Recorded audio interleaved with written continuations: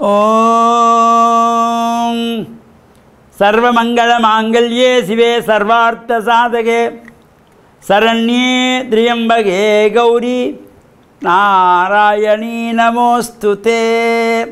தனம் தரும் கல்வி தரும் ஒரு நாளும் தளர்வறியா மனம் தரும் தெய்வ வடிவும் தரும் நெஞ்சில் வஞ்சமில்லா இனம் தரும் நல்லன எல்லாம் தரும் அன்பர் என்பவர்க்கே கனம் தரும் பூங்குழலாள் அபிராமி கடைக்கண்களே. ஓம் நமச்சிவாய. மேன்மைகள் சைவநீதி விளங்குக உலகமெல்லாம். நோயற்ற வாழ்வே குறைவற்ற செல்வம்.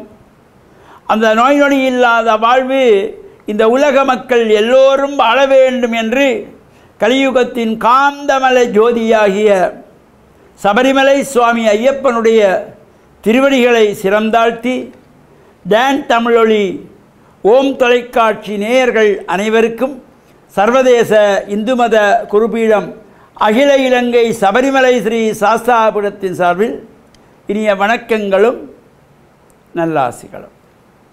இன்றும் மங்களகரமான விஸ்வாவசு வருஷம் சித்திரை மாதம் 17ஆம் நாள் 30/4/2025 புதன்கிழமை.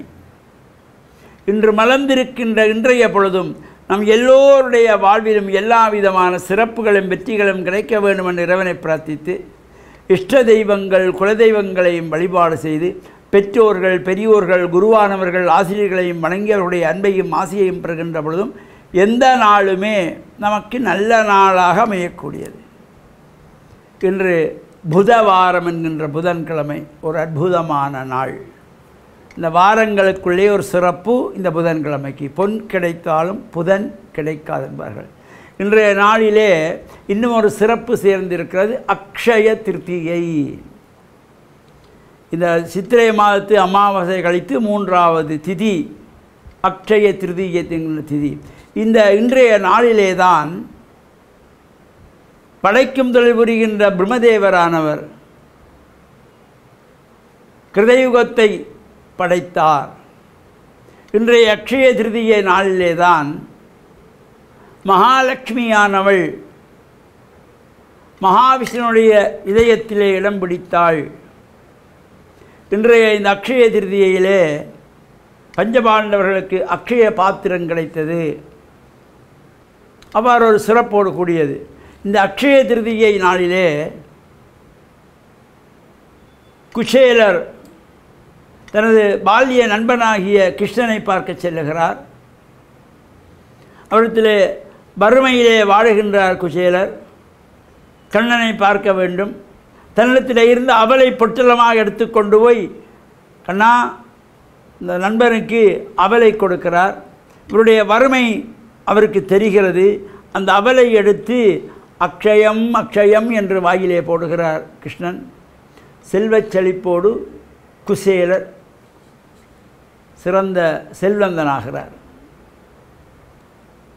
ஆதிசங்கர பகவத்பாதாள் சிறு குழந்தை வடிவிலே பவதி பிச்சாந்தேகி என்று யாசகம் கேட்டு வருகிற பொழுது ஒரு மூதாட்டி, அவளுக்கு எதுவும் இல்லை தானம் கொடுப்பதற்கு.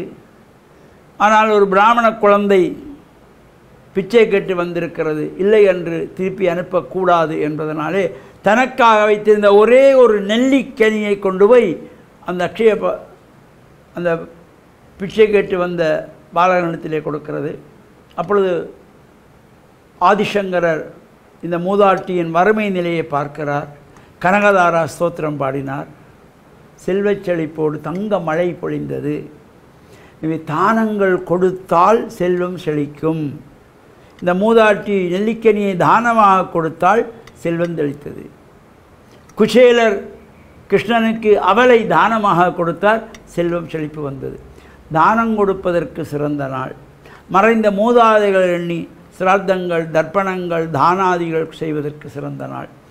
இன்றைய இந்த அக்ஷய திருதியை நாளிலே அனைத்து தானியங்களிலும் அனைத்து பொருள்களிலும் மகாலட்சுமி வாசம் செய்வாள்.